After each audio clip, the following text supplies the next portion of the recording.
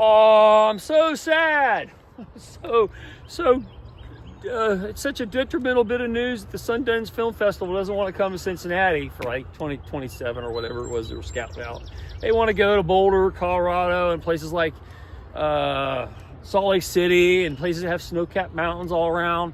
But the reason they passed up on Cincinnati as part of the bidding process for that Sundance Film Festival is because I guess Cincinnati's not cool enough. Some of the people on the committee let it leak out to the media that Cincinnati just didn't have the vibe they were looking for. And what goes behind that vibe is they kind of want a bunch of pot-smoking, hippie, arty types. And Cincinnati doesn't have that kind of vibe. And so they rejected bringing the Sundance Film Festival to Cincinnati. Wow. So as a guy who used to go to film festivals a lot, and I was working to be in the industry and do things along those lines, I know the type. I spent a lot of time always kind of with my foot in the entertainment pool, and I could tell you a lot of stories. And the reason I'm not in that business is because I'm too conservative for it.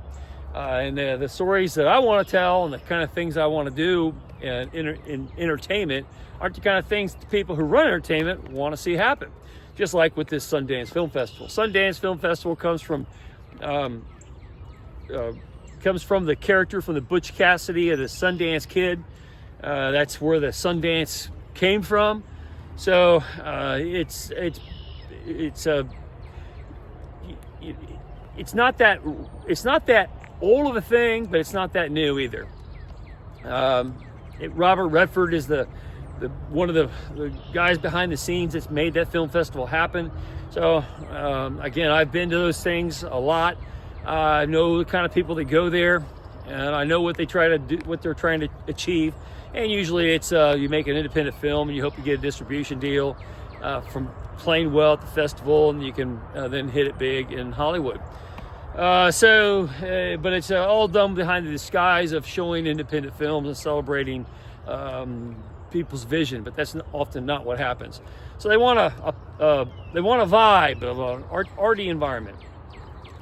So one of the many things that I've done over the years, I can tell a lot of stories, and I don't think about them every day. But one of my things that I was involved in was as being a model, and my wife. Independently, we met each other, and we were doing these things separately. But in our early marriage, she had been a model, and they were kind of grooming her to do the New York stuff, and be a model on a big stage. She was very, very beautiful, and a lot of people in that world wanted her, and she wanted nothing to do with that environment. I, on the other hand, I wanted to work in entertainment, and I thought, well, if you're going to direct people and do that kind of stuff, you got to know what's like on the other side of the camera. So I did modeling jobs and, worked in that kind of realm to learn what I could at the age I could learn it. And so one thing is weird that my wife and I went to a modeling shoot together, and it was in Cincinnati, and they were doing a portfolio for us. Because we're going to be a working couple modeling, which isn't really a conducive thing, but we were going to give it a shot because, again, I wanted the experience, and she had already been doing it. So we went to do a portfolio layout, and we had a photographer, and it was part of a network of agents that we were dealing with. And of course, the side conversations, and this is like in the 80s. The side conversations was, well, it's hard to do modeling in Cincinnati because Cincinnati's so conservative. You have to be in Chicago, New York, or Los Angeles, someplace like that. The Miami scene.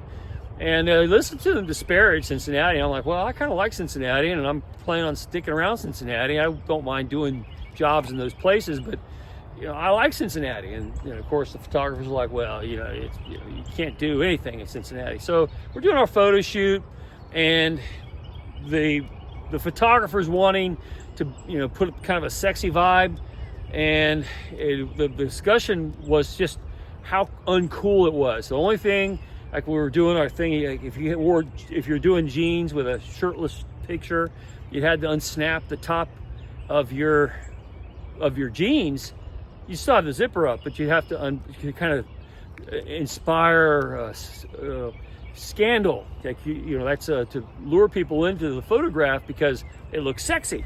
So you'd unbutton the top button of your jeans, and so there's a lot of talk about this.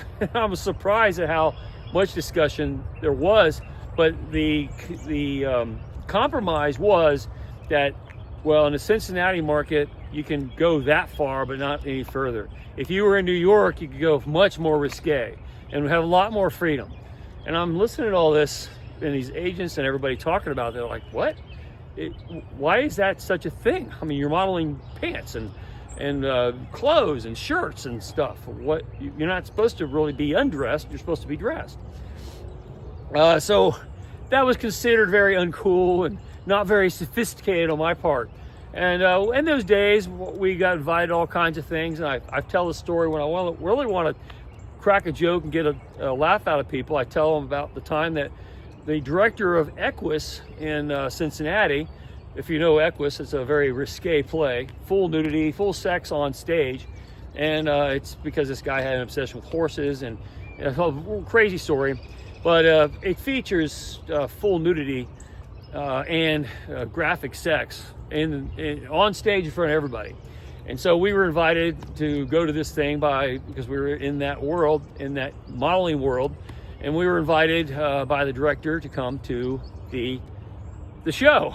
And my wife had an absolute meltdown about it because, again, she didn't want anything to do with that industry. I did because I wanted to, learn what I could to be a film director and make movies. And those two things just didn't come together.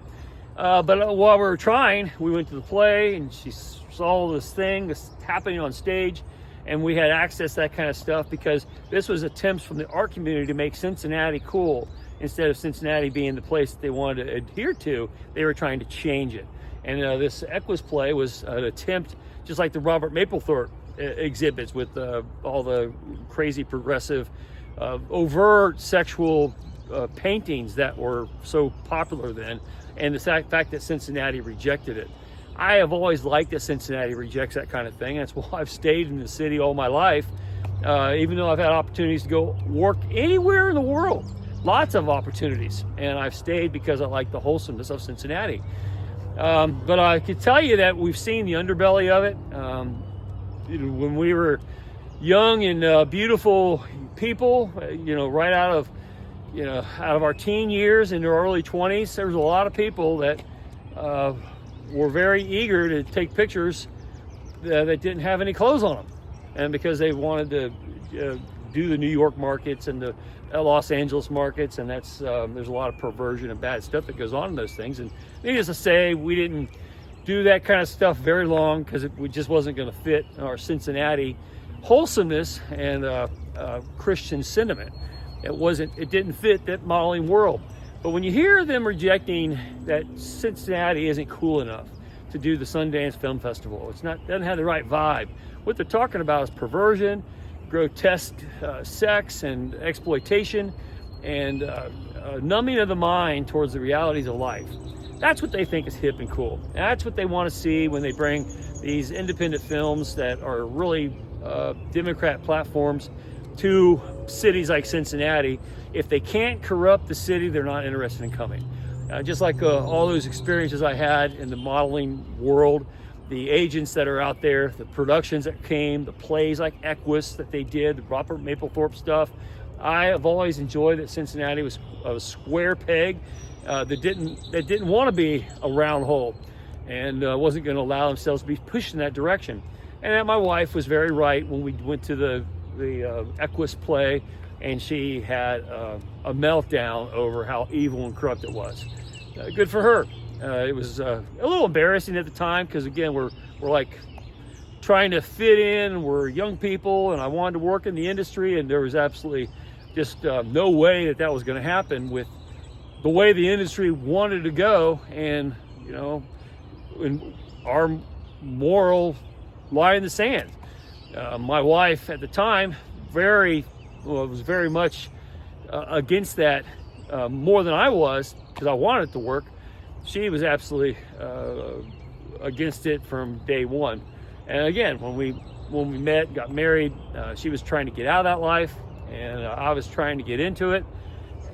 So we had a brief moment where those things overlaps, but she wanted to get married and not have to worry about that kind of stuff. And I wanted to be married and be in that stuff. And at that play, that Equus play that we got invited to, because we were two young, pretty people that everybody wanted to exploit, and they put us there and hoping to groom us into what they wanted us to be.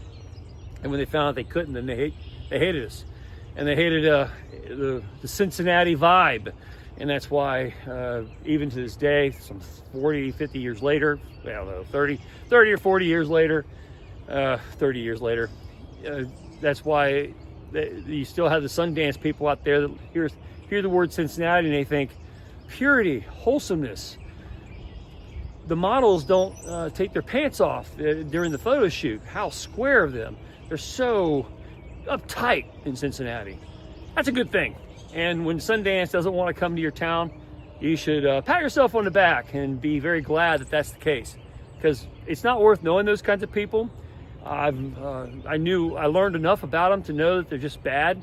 They're bad to the core. They don't have a foundation that you can build a life on. All the kids I've watched them raise and grow up all turned out to be terrible, detrimental people, and not worth knowing. And there's nothing, absolutely nothing that comes good out of that life.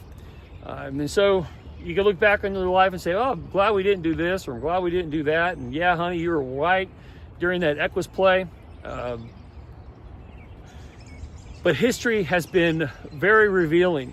And the context of why we get rejected for being too square is actually a compliment from those types of people. And we should be very proud of ourselves in Cincinnati for having that stand.